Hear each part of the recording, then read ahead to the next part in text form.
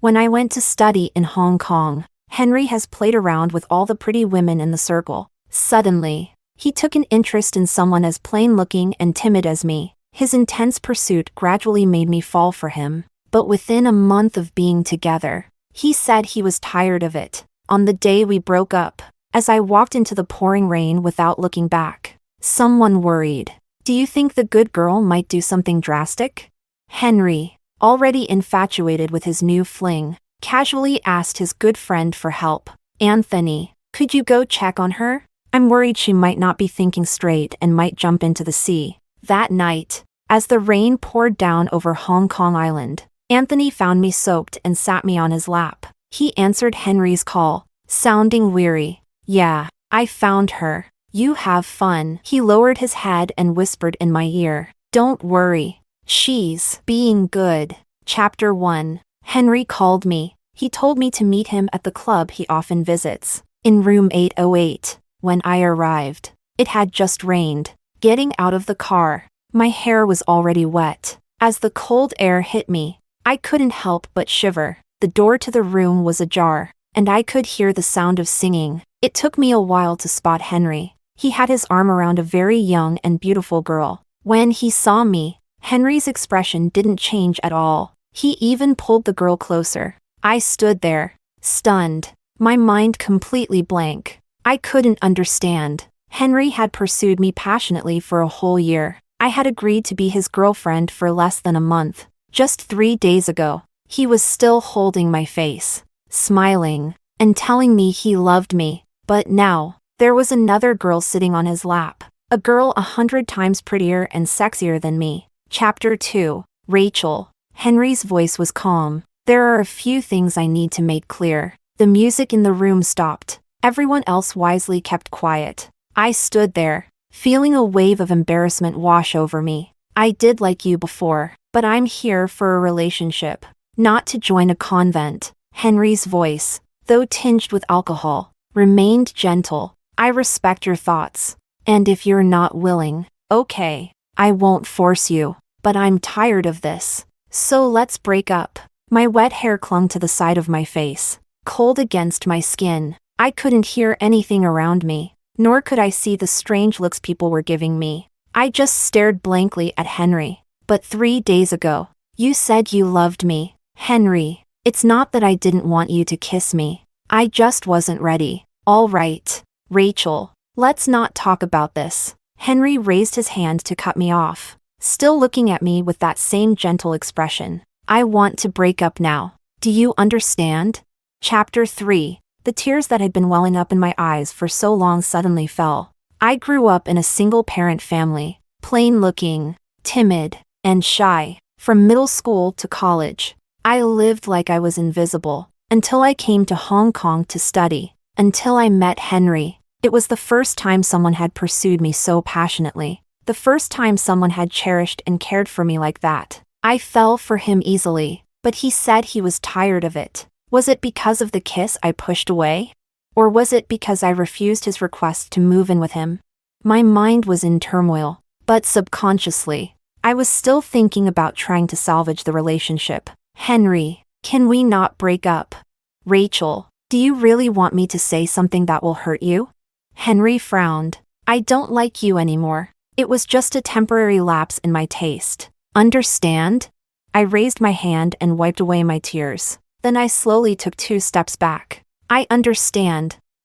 Henry, don't contact me again, okay?"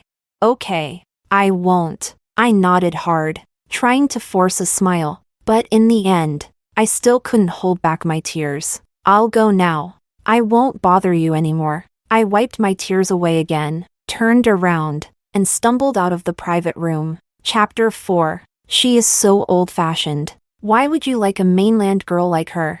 The girl beside Henry suddenly spoke. It was just something new. Henry picked up his wine glass and replied calmly, but he glanced toward the door again. When he first met Rachel, he knew she was timid and obedient. When he stopped her to ask for her phone number, her eyes were wide open, round and large, as if she might faint in the next second from fright. Thinking about it still amused him. He had never met a girl like that. It felt refreshing, but that was all. He wasn't a patient man. The rain is getting heavier outside, someone suddenly whispered. Henry looked toward the terrace. It was a thunderstorm, with rain pouring down as if the rivers were flooding. Do you think Rachel might do something drastic? Hard to say. She looked like she was going to break down earlier. Henry, should we go check on her?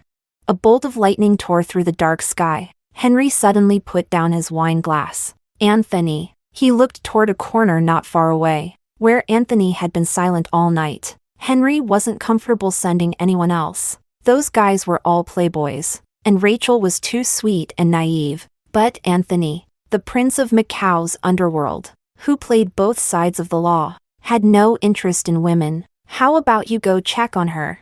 If she really does something drastic, it'll be a big problem. Anthony slowly raised his eyes, his expression indifferent as he looked at his friend. Henry regretted it as soon as he finished speaking. Anthony was naturally cold and disinterested in meddling in other people's affairs. He was probably asking for trouble. If you don't feel like it, okay. But Anthony suddenly agreed. Henry was a little surprised, but Anthony had already stood up, grabbed his suit jacket, and walked out. Chapter 5. The rain was coming down too hard. I stood on the steps, waiting for a long time. The doorman came over for the third time to ask if I needed an umbrella or if he should call a car for me. I nodded absent-mindedly in response. With the umbrella open, I didn't linger any longer. Without hesitation, I walked into the pouring rain. Maybe it was because I had been caught in the rain. I hadn't walked far before I started feeling dizzy and unsteady. The wind and rain were so strong that the umbrella in my hand was being blown all over the place. That's when Anthony's Rolls-Royce pulled up in front of me. The back window rolled down, revealing his cold and indifferent face. My fingers, numb from the cold, gripped the umbrella handle tightly. Instinctively, I took a step back. I had heard Henry mention a few times that Anthony's family had ties to the underworld. My understanding of the underworld came from old Hong Kong movies. Those who mixed in those circles were always ruthless and merciless. So, the first time I met Anthony, I was terrified of him. I never even dared to look him in the eye. Chapter 6. Get in. I had just taken a step back when Anthony spoke. The raindrops pounded on the umbrella like a hail of beans, adding to the noise. His voice wasn't loud, but to me, it sounded like a thunderclap. My steps froze. I stared at him, wide-eyed with fear. The rain and fog were so heavy that I couldn't see the emotions in his eyes. All I felt was fear, the kind of fear that comes from realizing how small and insignificant you are. Like an ant, it spread from my feet to my entire body. Trembling, I walked over to the car. The driver got out to open the door for me and took the umbrella from my hand. I whispered my thanks and bent down to get into the car, but my legs felt like they were filled with lead. I could barely lift them. My soaked sneakers left muddy water stains on the clean car mat. I was so nervous that I didn't know where to put my hands or feet. I lowered my gaze, wringing my hands, wishing I could curl up into a tiny ball, or better yet, become invisible. The car moved forward smoothly. The headlights cut through the rain and fog. The Rolls-Royce felt like a lone boat on the sea. I had no idea where it was heading. I was lost in thought when Anthony suddenly called my name. Rachel. Yes. I snapped back to reality and instinctively looked at the man beside me. Anthony's suit jacket was open, and 3 buttons on his shirt were undone. He leaned back in his seat, his long legs spread casually. He looked like a lion lying in wait, exuding a quiet yet commanding presence. I quickly averted my gaze. My heart was pounding like a drum. Where was the car headed? What was Anthony going to do? Kill me and dismember my body, or tie me up and throw me into the sea? At worst, sell me on the black market. But I hadn't done anything to offend him. He lifted his foot, lightly tapping my jeans with his shoe. His long fingers pointed to his knee. Come here. A loud roar sounded in my ears. I stared at him, my face and neck burning with heat. Chapter 7. Don't understand? Anthony raised an eyebrow slightly. Come here. Sit here, he repeated. His speech slowed down a bit, and his Mandarin was surprisingly standard. I heard him clearly, but I was too stunned to react, until he showed a bit of impatience. The car suddenly bumped. I felt as though my heart was about to jump out of my chest. All sorts of gruesome images flooded my mind. My nerves were instantly stretched to the limit. Before my mind could even react, my body had already chosen to protect itself. I practically crawled onto his lap, using both hands and feet. I even obediently positioned myself as he indicated, straddling him. Anthony's lips curved slightly. He handed me a soft towel. Wipe your face. I took it obediently. Suddenly, his phone rang. Anthony picked it up, sliding to answer, his voice lazy. Hello, Henry. Chapter 8. The towel slipped from my hand. Anthony glanced at me and suddenly smiled. Yeah, I found her. His voice was deep and resonant in the confined space. Have fun. Anthony held the phone in one hand. With the other, he gently pinched my chin. The rain was pouring down, obscuring the view. The car jolted slightly, and I lost control, my body tipping forward. Anthony's thin lips barely brushed against my cheek. His breath, warm and ambiguous, brushed past my ear. I froze. But Anthony didn't push me away. Instead, he lightly pecked the corner of my lips. When he spoke again, his voice was slightly hoarse. Don't worry. She's being good. As soon as the words were spoken, the call was disconnected. In the small, enclosed world separated by the partition, Anthony's fingers stroked my chin, pulling me closer bit by bit. Rachel. His fingers applied a little pressure. I frowned and had to slightly part my lips, just in time to catch the deep kiss he pressed upon me. Henry doesn't like obedient ones, but I do. His kiss was so deep and heavy that I clumsily couldn't breathe. I was almost out of breath. Anthony paused for a moment, his long fingers slipping under my sweatshirt. He pinched the soft flesh at my waist, gently kneading, until my breathing became erratic, and my eyes filled with a watery glow. My fingers clutched his sleeve, tightening and loosening, my nerves trembling with tension. Don't be afraid. He kissed me lightly again, as if to comfort me. It's your first time. We won't do it here. Chapter 9. It wasn't until dawn that the rain finally began to ease. Henry stood by the floor-to-ceiling window, absent-mindedly. He lit a cigarette. A friend walked over and sighed. Rachel is so timid. I can't imagine how scared she must be right now. Anthony probably won't make things difficult for her. The Prince of Macau. You know his temperament well. He's always hated women, especially the kind who cry all the time. Henry exhaled a puff of smoke. Scaring her a bit isn't a bad thing. You used to like her so much. You chased her for a year. Why are you tired of her after just a month? She's boring, like a piece of wood. Henry chuckled. She wouldn't let me kiss her or touch her. I'm not a monk. Take it slow. Rachel is obviously a good girl. Henry leaned against the glass, a faint smile spreading in his eyes. What do you know? After this incident, she'll stop playing hard to get. You've got your ways. His friend couldn't help but laugh. How could a little girl like Rachel ever outplay you? She'll just have to obediently listen to you from now on, letting you do whatever you want. I'm not going to bully her. Henry extinguished his cigarette. You guys should stay away from her for a few days. Let her cool off before we talk again. All right. Waiting for you to win the beauty's heart. She's no beauty. Rachel is fair-skinned and pretty, with a little dressing up. She's a real beauty, isn't she? Henry smiled again. Why didn't you say that before?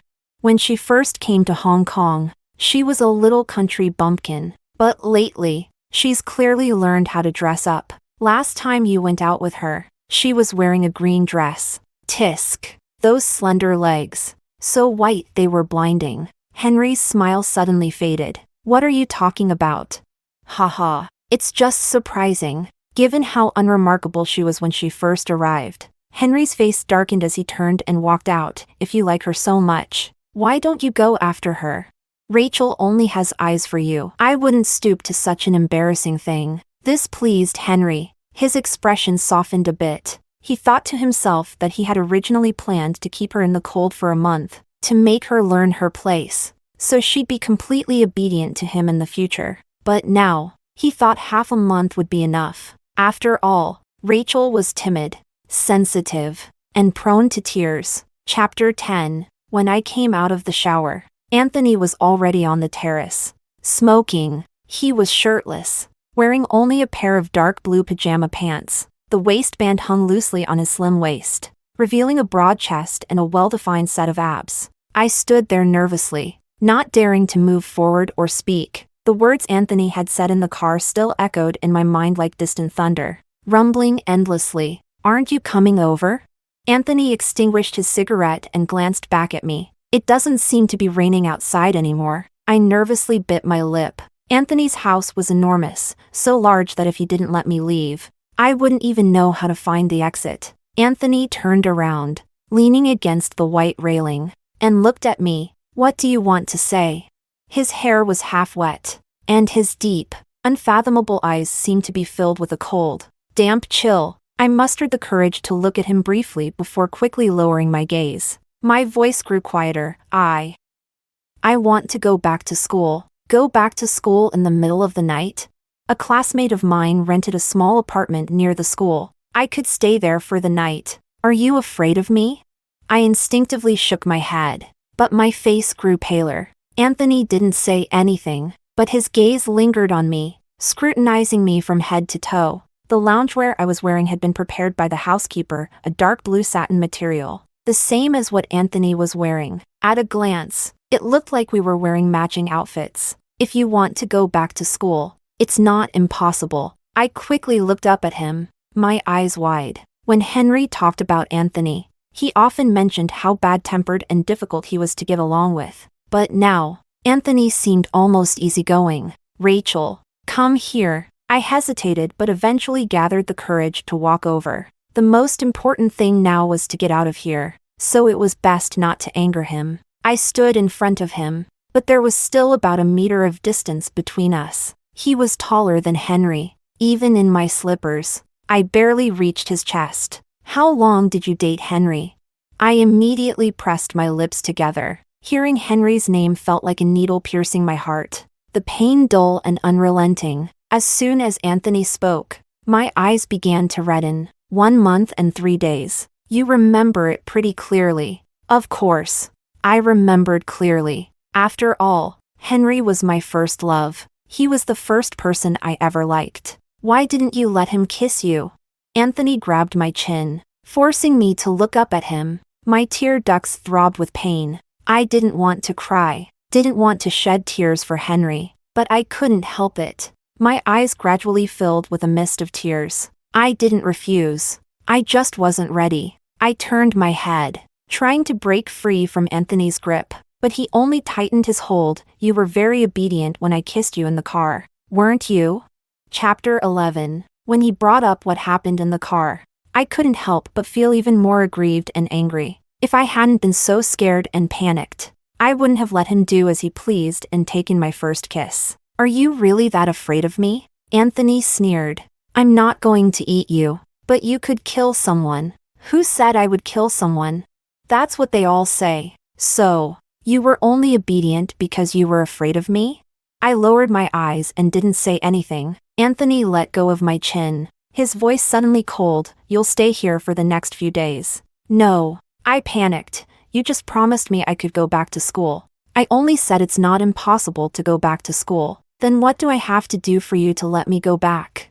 I didn't want to miss my classes. I had worked so hard to earn this exchange program, and I just wanted to graduate smoothly, get a job, and finally escape my family. "It's simple." Anthony reached out, his long fingers brushing aside the slightly damp hair at my temple. "Kiss me, Jay, just once."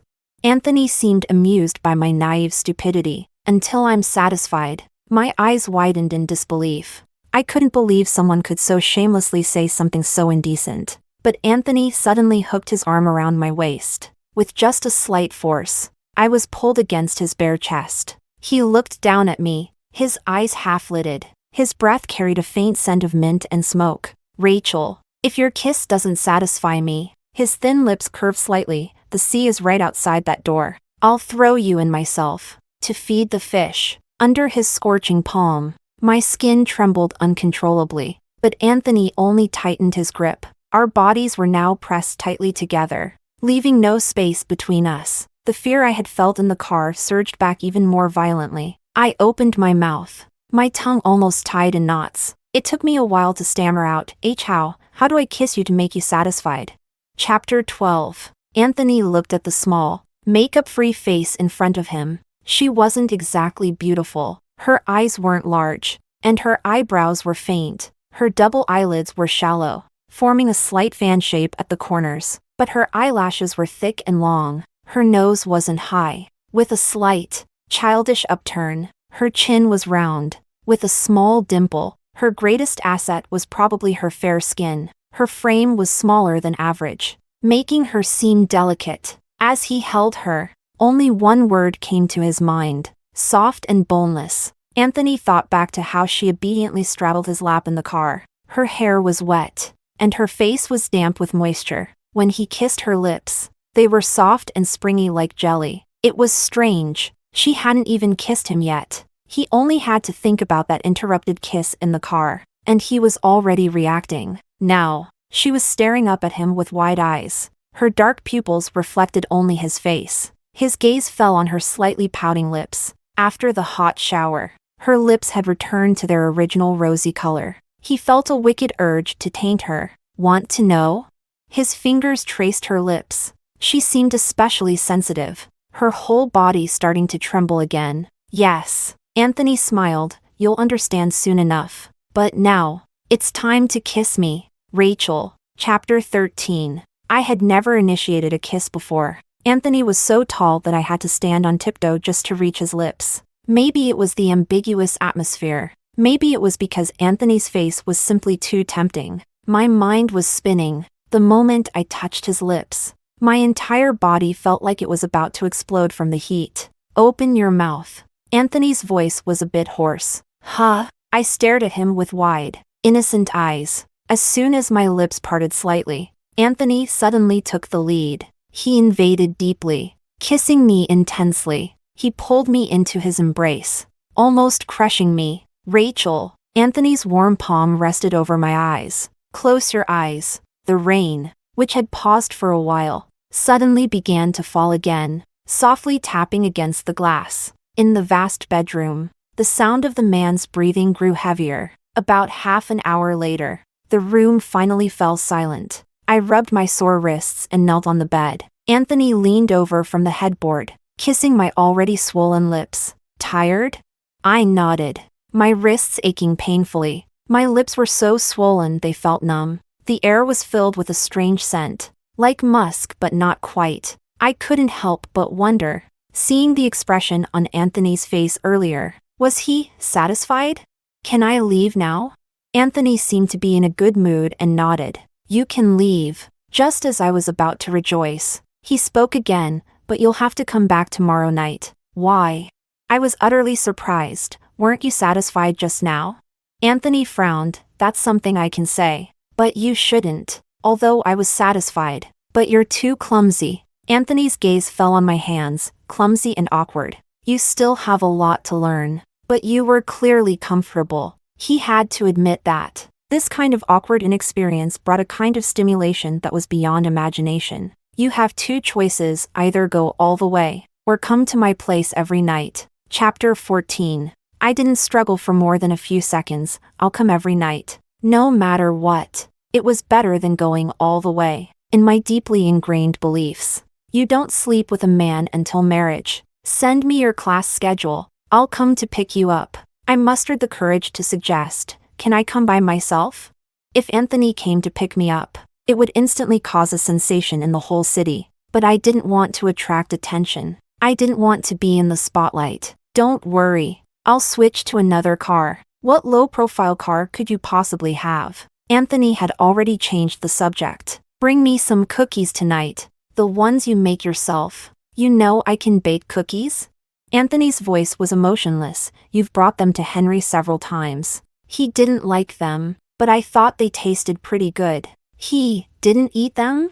No. I felt a wave of sadness wash over me, my heart aching, thinking about how much effort I put into making those treats, only for Henry to never even touch them. Although they weren't expensive, they were still made with care. If he didn't like them, he could have told me. He didn't have to casually give them away. Get some sleep. I'll take you back to school at dawn. Anthony pulled me into his arms. I tried to pull away, but he grabbed my hand and guided it somewhere. Don't move. If you provoke it, you'll only tire yourself out. I immediately tensed up, not daring to move. Anthony chuckled softly. You really are obedient. Go to sleep, Rachel. Chapter 15. I begged Anthony the entire way. He finally agreed to stop the car a block away from the school. When I got out, I gathered the courage to make another request. When you come to pick me up tonight, could you stop here again? Anthony leaned back in the seat, lifting his gaze to look at me. Afraid your classmates will see? Or are you afraid Henry will find out? I clutched the hem of my shirt, lowering my eyes as I replied softly, I'm afraid of both. Why are you afraid of Henry finding out? I couldn't answer. Maybe it was because we had just broken up last night. Maybe it was because my relationship with Anthony was so unclear. I didn't want to be the subject of gossip. Henry and Anthony, they both belonged to a world different from mine. In fact, I had already come to terms with everything this morning. Henry must have just been intrigued by me for a while. I had misunderstood, thinking his feelings for me were genuine. Once I understood this, I no longer felt hurt. I'm just an ordinary girl. I've never dreamed of being Cinderella. After this experience, I should be grateful to Henry for making me see things more clearly. I just want to focus on my studies. Anthony, I know you're just intrigued, and you find it amusing to play with me. When you get bored and stop looking for me. I took a deep breath and met his gaze. There will be no ties between us, so there's no need for anyone to know about this, right? Anthony's face grew colder, and he didn't answer. He simply gestured for me to get out of the car. Then, without pausing for a second, he drove off. I stood there, stunned for a few moments, before slowly walking in the direction of the school. Chapter 16. Henry gave his new girlfriend 999 Floyd roses. The news spread like wildfire across the entire school. After all, Henry had previously pursued me for a whole year, and we were together for just over a month. Now, he was using the same tactics on his new flame. What once seemed like deep affection had become a joke. Some people found it amusing, while others, who were closer to me, felt sorry for me, but I didn't show much emotional reaction. I continued attending classes, going to the library, and eating at the cafeteria as usual. After my afternoon classes, I went to a handmade bakery to make some cookies. Anthony didn't come. He sent a driver instead, but the driver only came to pick up the cookies. Mr. Liu had something to do today and went back to Macau. The driver was a kindly older man with graying hair, and he spoke to me in a gentle, caring tone. So, should I prepare cookies again tomorrow? I'll come by at this time tomorrow to pick them up. Miss Lien, is that all right?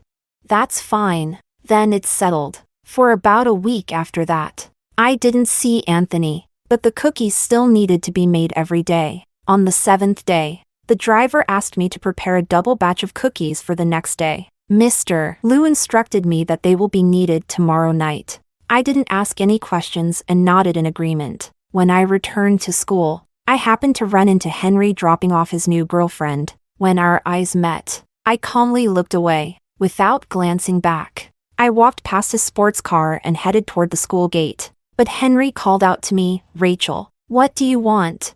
Henry, with his arm around his girlfriend, still looked at me with that same gentle expression. It's like this. Eva really likes the cookies you used to make. Tomorrow, I'm having a small gathering with some friends. Could you make some more? Of course. I'll pay you triple the usual rate. Is that okay? I shook my head and refused. Sorry. I have a paper to write these days, and I don't have time. Henry raised an eyebrow slightly. That's a shame. I didn't say anything more and turned to enter the school gate. But that night, when I returned from the library, Henry was waiting for me at the dormitory entrance. Rachel. Henry was wearing a simple white shirt. It looked strangely familiar. After a moment, I remembered. It was the same shirt he wore the day I accepted his advances. I once told him I liked how he looked in a white shirt. It made him seem especially gentle and clean. What do you want? Were you upset today? Upset about what?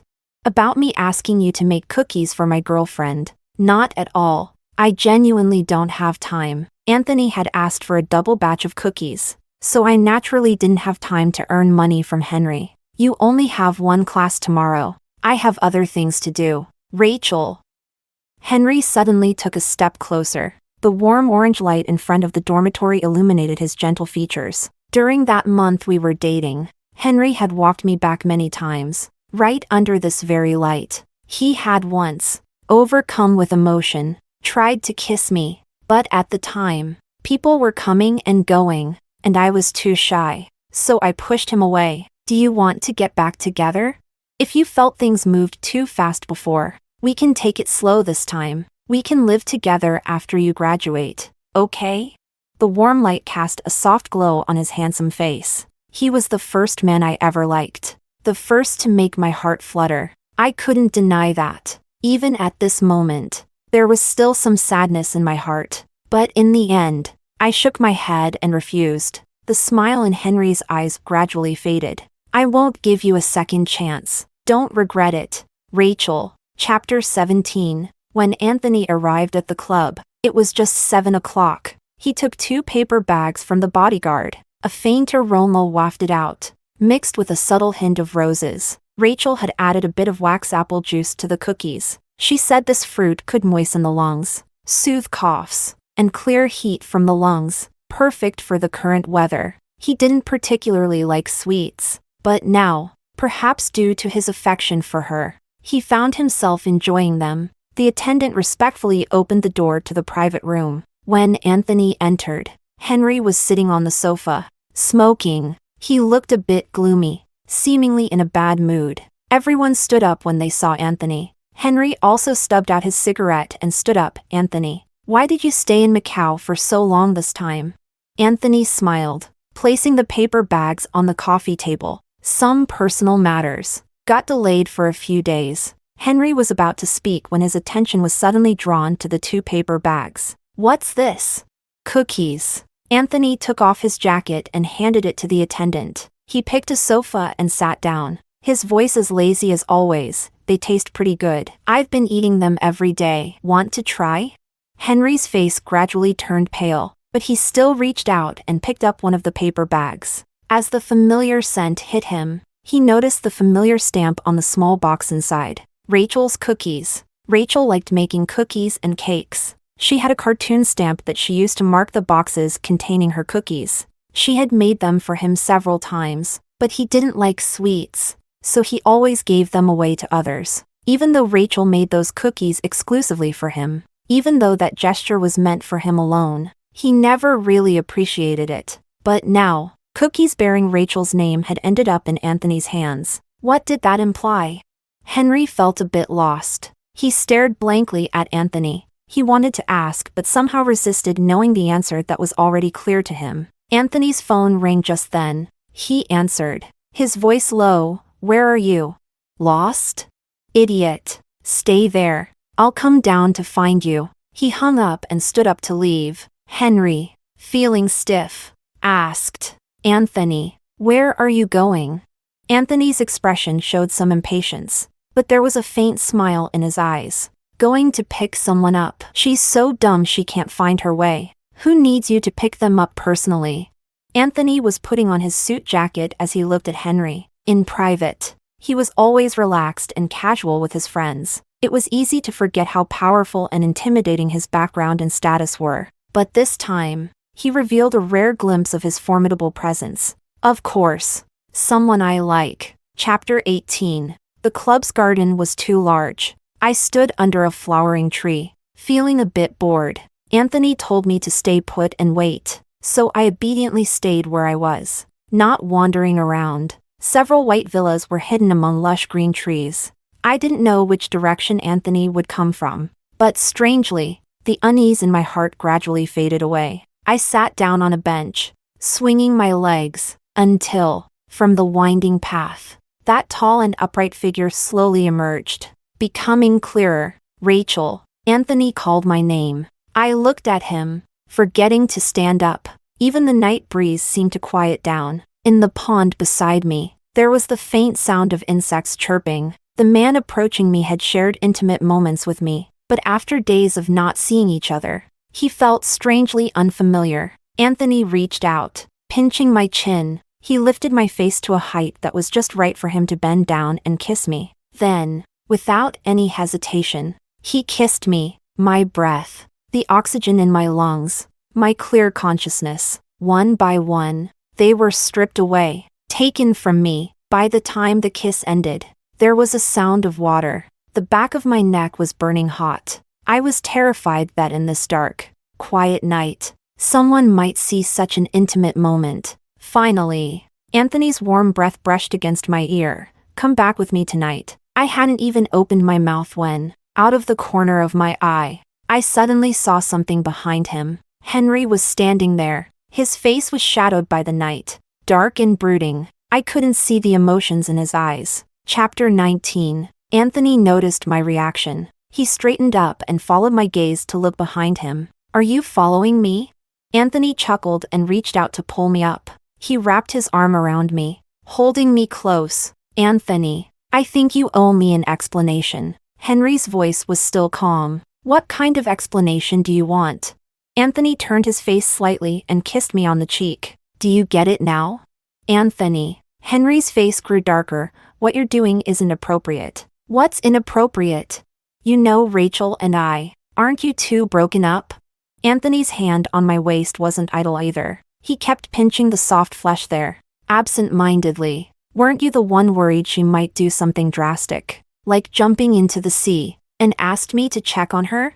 I was worried about her, and I asked you to help, but I didn't mean for you to. Henry couldn't bring himself to say the words stealing my partner. After all, he and Rachel had indeed broken up, and in the end, he didn't have the courage to confront Anthony like that. Henry. Anthony looked down at him. You didn't want her, but I do. How could you possibly like her? Henry was completely stunned. I looked at Anthony in shock as well, but I could only see his handsome, well-defined profile. Why wouldn't I like her? Anthony tightened his hold on me. She's great to kiss. She's very obedient. Her cookies are delicious. Most importantly, she's kind-hearted. Even though she's incredibly timid, when something happens, she doesn't back down. Like that time she faced those thugs. This small girl somehow found the courage to rush forward and protect the girl she worked part-time with. Even after getting kicked hard, she didn't let go of her friend's hand. Maybe it was this contradictory nature that attracted him. For several days after that, he couldn't stop thinking about that version of Rachel, her face pale with fear, crying yet refusing to back down. But he was a step too late. By then, Henry had already been pursuing her with intense passion for a long time, and she quickly became Henry's girlfriend, until that night when Henry suddenly lost his mind and decided to break up with her. Chapter 20. I avoided Anthony for a long time. Henry tried to see me a few times, but I didn't meet with him. Eventually, he blocked me a few times at the dormitory near the teaching building. I was forced to meet him once. Rachel, is it because of Anthony that you won't get back together with me? It's not because of him. Henry, we're not right for each other. It's not just with you. I'm also not right for Anthony. After I graduate, I'll go back to the mainland and continue my graduate studies. I won't be coming back. Rachel, I admit that what I did before was wrong. Henry looked somewhat despondent, but after we broke up, I realized I still like you, but I don't like you anymore. Do you like Anthony? Henry's eyes were a little red that night. I saw you two kissing, and you didn't push him away. For a moment, I was silent. I didn't know how to respond. At first, I was very afraid of Anthony, but at some point, I stopped being afraid of him. During the days I was avoiding him, I occasionally found myself thinking about him, though I quickly reminded myself that someone like him, a prince in his world, was far above me, and we didn't belong to the same world. Is it because his background is better than mine? Think what you want, but Rachel, with his background, would he marry you? I haven't even thought about marriage. I told you, I still want to study. Let's not see each other anymore. Henry, Rachel. Henry tried to grab my hand, but I dodged him. I didn't look at him again, and I didn't turn back. Chapter 21. compared to Henry's persistent entanglement. Anthony hadn't sought me out again. It wasn't until the eve of my departure from Hong Kong that I saw him again. Some local classmates I was close to organized a farewell gathering. Faced with the imminent separation, perhaps never to meet again, everyone drank a little. I went to the restroom and encountered two drunk men. At first, I didn't notice that they were watching me. It wasn't until I left the restroom and saw them still standing outside, smoking, that I began to feel uneasy. I hadn't brought my phone, nor was I wearing a jacket. The sleeveless knee-length dress I wore was quite modest. But the way these two men looked at me was anything but. "Hey there, want to have a drink with us?" "Sorry, my classmates are just in the room ahead. Hanging out with classmates is boring. Why not have some fun with us?" The two men blocked my path on either side. I was scared but tried to stay calm. The wait staff were around, and my classmates were not far away. If I called out for help, these two wouldn't dare go too far. But when one of them grabbed my arm, I couldn't help but feel repulsed. Just as I was about to shake him off, he suddenly screamed and was sent flying, slamming hard into the wall. His companion was also kicked to the ground, with his face being forcefully stepped on. Anthony approached, his expression cold and dark. He stepped on the man's wrist, the sound of bones cracking echoing through the hallway. It was the first time I had seen this side of Anthony, a glimpse of the ruthless and feared Mafia prince people whispered about. I don't want to see these two in Hong Kong or Macau ever again. Anthony's bodyguards moved quickly, gagging and dragging the two men away. The hallway was left with just the two of us. Anthony didn't look at me, nor did he speak. After a moment, I quietly thanked him. He still didn't respond. I hesitated for a moment, then lowered my head and tried to walk around him to return to the private room. But Anthony grabbed my wrist. There were still marks on my arm from where the man had grabbed me. Anthony's eyes darkened further. "Anthony." I tried to pull my hand back, but Anthony pressed me against the wall. "How long are you planning to avoid me? Were you going to quietly run back to the mainland?" "I'm just following through with my plans to continue my graduate studies." "So, you plan to cut ties with me completely?"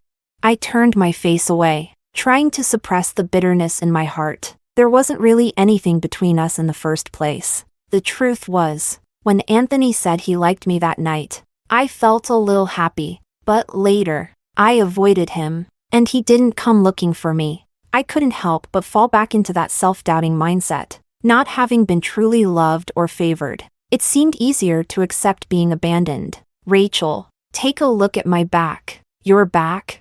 Anthony didn't say anything, just turned around and faced away from me. His black shirt clung to his lean, muscular frame. I was at a loss, but with his guidance, I lifted the hem of his shirt. Only a portion of his waist was exposed, but it was covered in a patchwork of scars from whippings. I was stunned. "Anthony?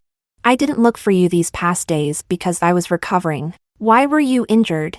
"Family punishment, 19 lashes. It really hurt. I almost didn't make it. If it weren't for my father feeling sorry for me, you wouldn't be seeing me now." "Why were you punished?"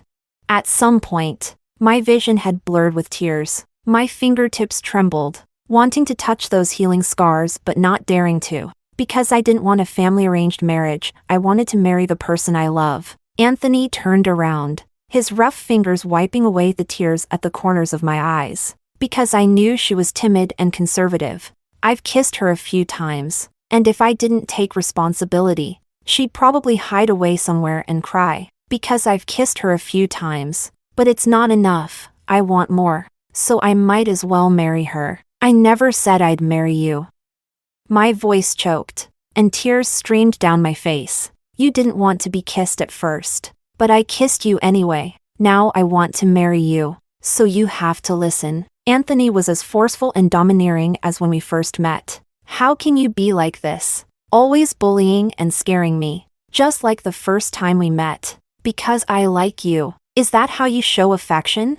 I've never liked anyone before, so I don't have much experience. But from now on, I'll learn. Anthony didn't wait for me to respond before he lowered his head and kissed me. He pinned my wrists above my head with one hand. With the other, he grabbed my chin, forcing me to tilt my face up to meet his deep kiss. He didn't stop until my legs went weak and I could barely stand. Then he released one hand to hold my waist, pressing my body tightly against his. During a brief pause to catch my breath, I noticed the door to the private room had opened not far away. A few of my classmates had probably come out to look for me. Rachel. They called out my name but quickly covered their mouths and ran back inside. After a few steps, they turned and shouted back at me, "We didn't see anything."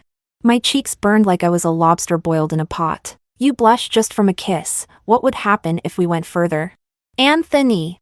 Anthony pinched my burning cheeks. "Rachel, marry me. If I don't agree, will you throw me into the sea?" My eyes were still red, but a smile appeared in them. Anthony seemed to think about it seriously. I couldn't bear to. "Give me some time, okay?"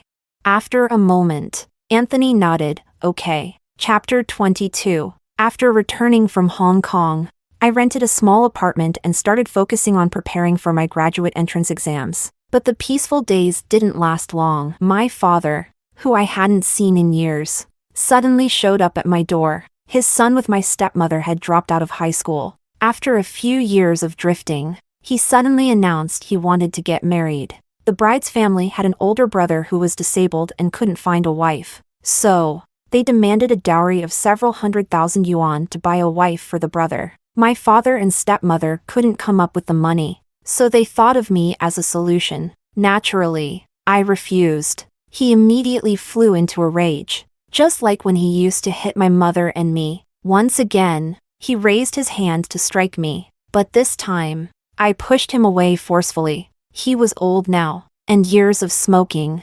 drinking, and gambling had taken a toll on his body, and I no longer feared him as I once did.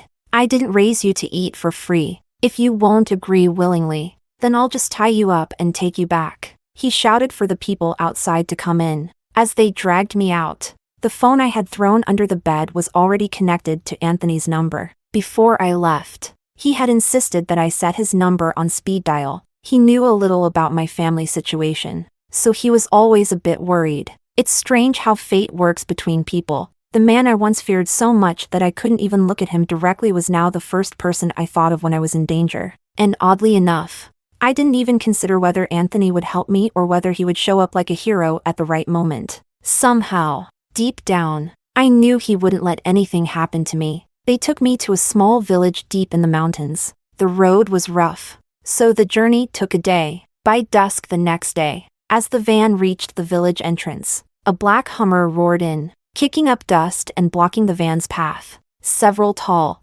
burly bodyguards jumped out of the vehicle first. Then came Anthony, dressed in a black jacket and sunglasses. When his tall, imposing figure suddenly appeared in my sight, my heart skipped a beat. The heroes from those Hong Kong movies I watched as a teenager seemed to have come to life in that moment. The men who had taken me were pale with fear, and then, the sound of police sirens echoed through the air. Anthony strode over to me and kicked away the man who was still holding onto my arm. When he saw that my hands were tied behind my back, the cold aura he emitted made me shiver. I could feel him struggling to control his anger, even as the car drove far away. Anthony's face remained dark. After applying medicine to my wrists, he didn't speak to me again. I raised the divider between the front and back seats. Just like that rainy night when we first sat in a car together, I climbed onto his lap and settled there. Then I hugged him gently. "Rachel, I'm still angry. I know."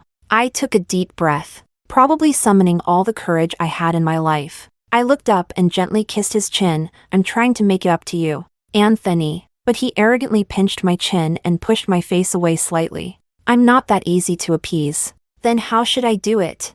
"You figure it out." He let go of me and turned his face away, not looking at me anymore. I wanted to laugh, but I also wanted to cry. In the end, I just leaned against him gently. "Anthony, let's get married." He still didn't respond, but a few seconds later, he lifted his hand and held me close. The mountain road was rough, and the car shook violently. "Rachel, stop squirming against me. It's the car shaking." Before I could finish, the car jolted again. I don't know if it was me or him who initiated it, but however long the car shook on the mountain road, it felt like Anthony and I kissed for just as long. Chapter 23. 3 months later. Anthony and I quietly got married, since I wanted to continue my studies. I begged Anthony for a long time. He finally agreed not to announce our marriage or hold a wedding ceremony for now. He wanted me to study in peace and stay out of the spotlight. But the condition for all this was that,